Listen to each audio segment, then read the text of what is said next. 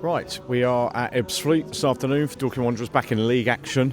Marc, how are you? How's the week been after the disappointment of last Saturday? Yeah, great week, really good week. Boys have bounced back brilliantly. I think it took maybe till sort of Tuesday to get it out of our systems, but it was gone, processed, and all sights then really set on what else we can achieve out of this season. And the boys have had a great week training. I don't think it could have been any better. And they're looking forward to playing another good venue. I've got to say, it don't know, it just feels like the South has got stronger. Obviously, look, we've seen Tommy get a Eastbourne, we've seen Hinch get a Worthing, but also the pitches. Went to Salisbury, it was amazing. Hornchurch, amazing. Today, as always, amazing, and just feels like. If I look at when we were sort of here during COVID and the teams we were competing against, it feels like a long while ago. And it feels like the South has really moved forward, mate. So point being, we're looking forward at playing at what I think will be, a team that should, by rights, be title challengers. And when you talk about how you kind of process the game last weekend, what does that involve? Is that a discussion with everyone? Is that you and the coaches talking about that? What does that, when you say you drawn a line under it, what does that kind of mean really in real terms?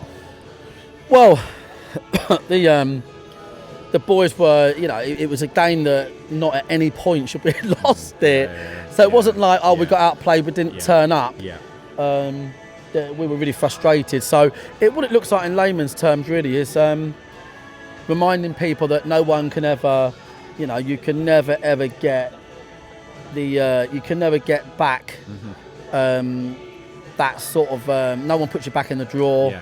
There's learns you need to make from it, and we've done that.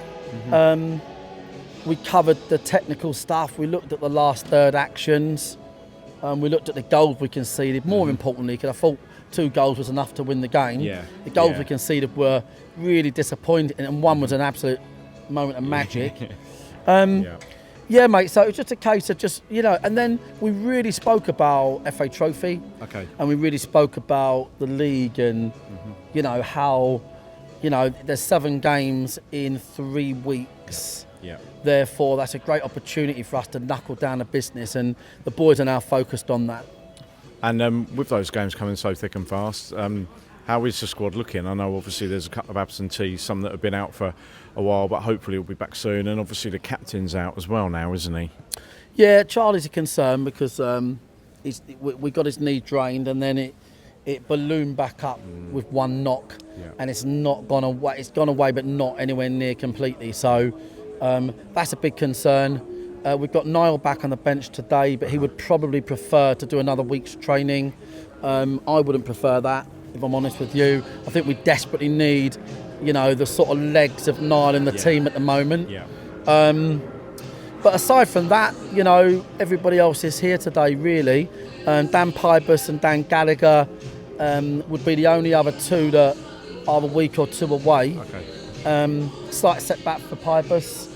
And DG likewise. So, look, not ideal, but it could be a lot worse, James. And I think that the thing that's great is we are producing great football.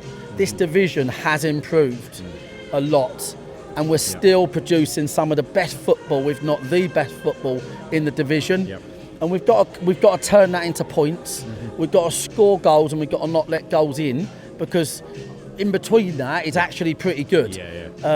So we're not the finished article by a long way, but we're just looking to move forward in this spell, really.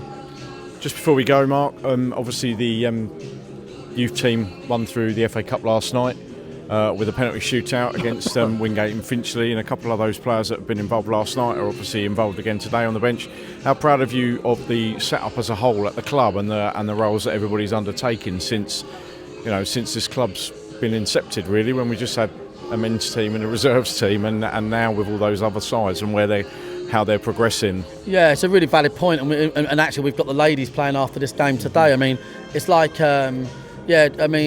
Jordan, from the absolute, initial concept of everything, started an academy with a handful of lads, and it's now 170 odd boys and girls. Yeah. Rob Tuvey, head of football, Jonathan's come in, chief exec, and now we're structuring everything. And we probably take for granted first round proper FA Cup, and we've got boys here today, 2 boys that was involved in that game last night that are not out of place, and I think anyone around the club feels like the gap is closing all the time. And we've looked at teams or clubs like Bromley, and there's other examples, very good at always bringing through academy boys, and we want to be that type of club. So it's great for the club, and we're pleased about that. So, I mean, listen, the boys we've got are now able to go and play in this team at this level, and that is great for us. So that's good news. Excellent. Okay, well, good luck this afternoon, Mark, and we will speak to you after the game. Cheers, James. Thanks, mate.